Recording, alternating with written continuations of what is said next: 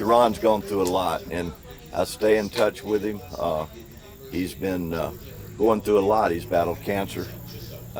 He just had a leg amputated, and he's been like a son.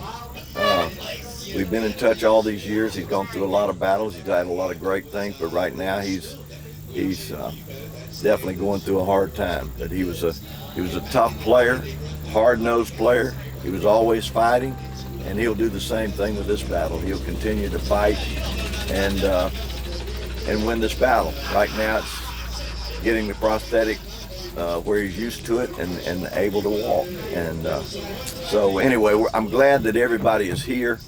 It's the way the Clemson family works. When a player has fallen, you pick them up, and that's what we do. And that's what we stressed as a team here at Clemson, and that's what we're doing here for Sharone today. Is it good to see so many of these former players in one spot? Yeah. Have you had a reunion like this in a long time? It's been a long time. The last time that there was a reunion, that was, I guess, the 25th. The ACC championship was 90, and we had one 25, so 5 years ago. So we stay in touch over the phone. Don't get to see everybody like you want to, but it's a wonderful thing to get together. I wish it worked under these circumstances, but it's good to see people.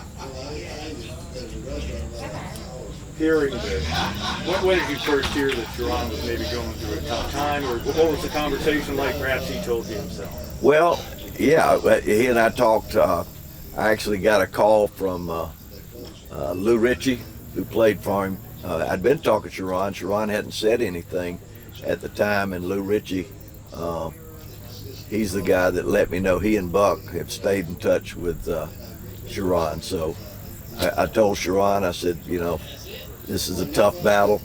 You can manage it, but I found out through other players, and you know, we've been in touch and talked about it and gone through the tough times with him. But we've been there for him. Probably is gratifying for you, for guys like Lou, and I'm sure others, perhaps Chris Whitney, yep. And of course obviously Buck, and right. And the whole gang from that early 90s era. Probably gratifying for you, because as a coach, you teach a lot of things, not just trying to win basketball games, and this is one of the things you taught us, to rally around a team. Well, that's what a team is about.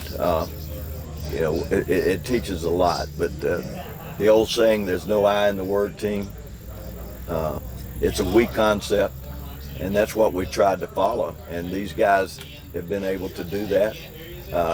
And basketball and team sports teach you about how life is, and in life you learn to win, lose, go through hardships.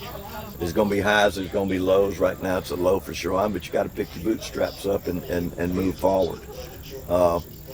And Friday night I get a phone call. It's late, it's about 11 o'clock, and it's Lou Ritchie, Chris Whitney, and Sharone Wright. But they got Sharone Wright on after it, and it was just wonderful for all of us to talk and be able to laugh and get Sharone to laugh. But to see these guys all coming out, and they're coming from long distance. I mean, Eldon Campbell flying from California, you know, in the midst of a COVID situation. That will tell you something right there. To have these football players that are a part of it, that didn't play with Sharone but were in school here, to see a Danny Ford, to see some of the women play, to see the rallying points. It's overwhelming, and I know Sharone really is deeply touched by it. So anyway, that's what basketball teaches us, but it's also what team sports teaches us. And all these people have rallied for Sharone, as a team would do. What is your best Sharone Wright story? I know that you love to tell, and I know you do it well, but I'm sure you've got the more. best I got, there's no doubt. The one that comes to my mind, and I was telling him, is we go to Hawaii, and we're playing in the Rainbow Classic. We're playing Oklahoma State, Eddie Sutton's team. And Big Country Reeves, remember him? He was the big guy, and he was the guy that everybody was talking about. And Sharone, he was just bound and determined that he was going to take this thing. He had a phenomenal game, and he really outplayed country, big country. And I think that's where his pick in the draft, because everybody was looking at big country, and that's where Sharone really came forward. And he's the only player that I've had that's left the draft, left school to go to the draft early. And I think it was that game that propelled that. So that's one story, and that's probably my favorite story.